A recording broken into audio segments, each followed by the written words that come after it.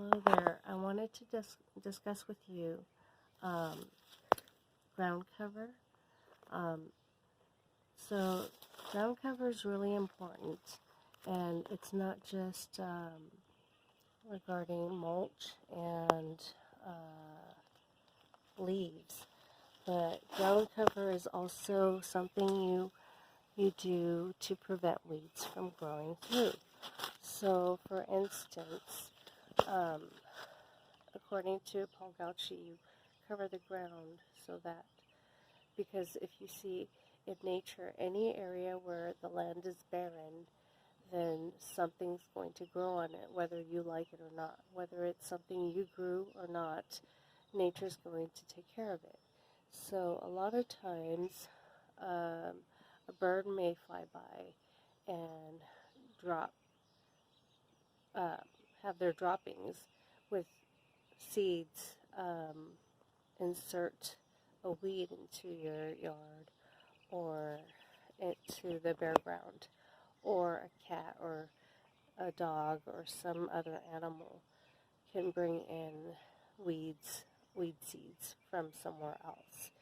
So if the ground isn't covered with mulch and leaf detritus, if the soil is bare, nature will take care of it. Bare spots of soil do not stay bare. Bird droppings with seeds, dandelion or light seeds may blow in the wind and bring weeds to your yard. So it is always nice to try to cover the ground. And another way to have ground cover, which does not entail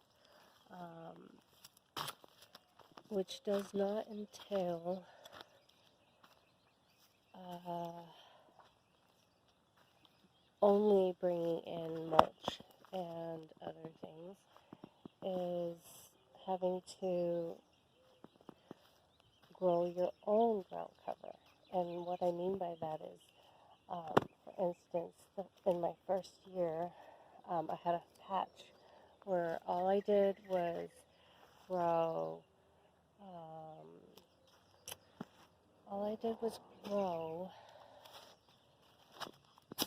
some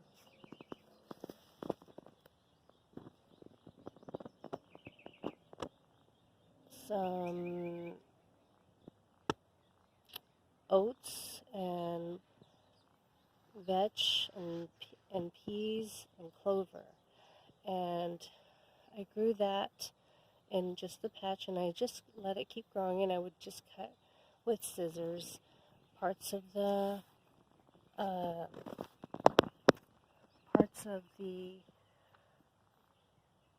oats and other things at the top. I would cut off the tops, and I would use it to feed my chickens. And at the time I didn't have my rabbits, but I'm sure they love to eat that too.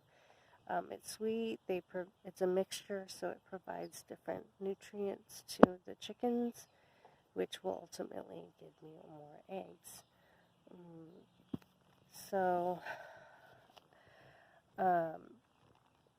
And I let the patch grow really tall up to my hips, and I would just cut here and there to feed the chickens, and it was more than enough for them, and that helped to reduce my purchasing of chicken feed. And it gives them something to scratch around and some greens. It grows quickly and covers the ground, any bare spots, and it takes up that space that the weeds would have taken up. So weeds don't get a chance to germinate in any area where you're already growing a thick layer. The oats, the vetch, the clover, they provide nitrogen, and they pull up the nitrogen from the ground, from the deep soil layers, and that can also be spread around. You could just till it over, or mow it up and just spread it around the base of your plants, and that will provide nitrogen to your plants directly.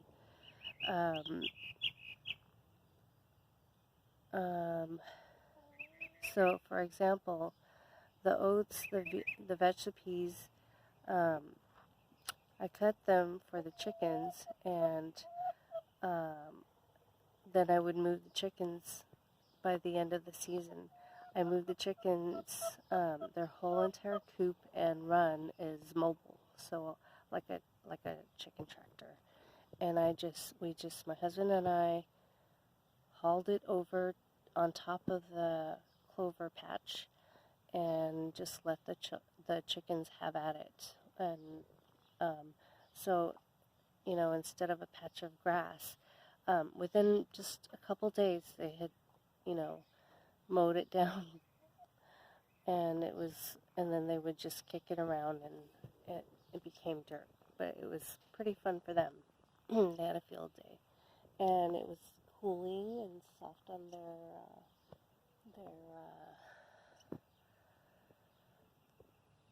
their feet, and it's not just dry mulch all the time. Also, I grew squash, and that kept the crabgrass from growing in that mulched area where I'm going to have my food forest. So the objective was to deter this crabgrass from growing. So I have some crabgrass growing amongst my kale over there, and I have to get in there and clean that up. Right now I'm just letting the kale go to seed, and then I'm going to collect the seed, and then I'm just going to cut all these smaller branches of kale and tidy it up, pull up all the crabgrass that's underneath there, and it'll look a lot better. And and another thing that I didn't mention in having mulch is that it's so easy to pull up the weeds. The layer keeps the sunlight from reaching the weeds. So, like in this instance, this would have been really hard to pull out, but you can just pull it out in big clumps. So let me show you. It just comes out so easily. And afterwards, you just have to cover it with the leaves again. And what happened was, I didn't tell you about my failure in my first year. I basically did this whole entire area because half of my yard was going to be the food forest, and the other half was to have the chickens and the chickens stay in. So, look, within seconds, I pulled out so much of the weeds. And so in my first year, I had this area. I bought over $70 worth of manure, and I ended up putting layers and layers here as a lasagna layer, and through the mulch over top. And most of the work I did myself. I had a little help from my husband. And then I didn't know that you could plant shortly after into that area. So I thought I had to wait at least 6 months or so. And I just left it alone, and then this crabgrass just grew everywhere over top. And it basically, I basically gave up because I spent so much time, so much energy, money to make this mulch area that I had read about, this permaculture and everything, and only to have my area, which was a clean slate, filled with crabgrass. And I did not want to work on it anymore. So it sat here for 2 to 3 years, just filling up with the crabgrass. And I kind of regret it because that kept me from starting this up and delayed it by 2 or 3 years. And then I decided I'm going to try it again. And I went full bore this time. So I've hauled in more mulch. And so now I have quite a few things growing. So right here are some seeds that dropped on their own, the seed pods of the kale. So I'm going to have a lot more kale here. So I really do need to get in here and collect all this stuff. I'll probably do that today. And I wanted to say that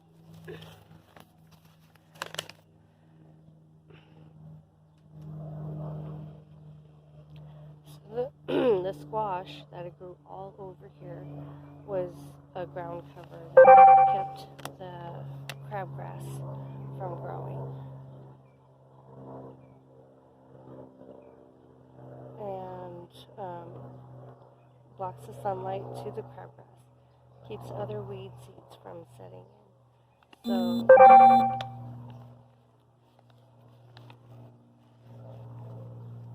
you can overgrow or overplant things to cover the ground, and that serves more than one purpose. You can have edibles, you can have ground cover, and it's a pest. You can grow pest deterrents. Like a type of ground cover you can have is mint, creeping thyme, which confuses the animals with its scents, and birds and bugs are deterred from going into your garden.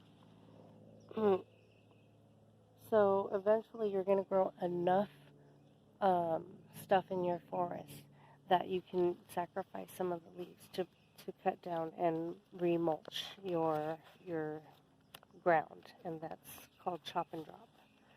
And so that ends my talk for today. So thank you very much for listening and watching.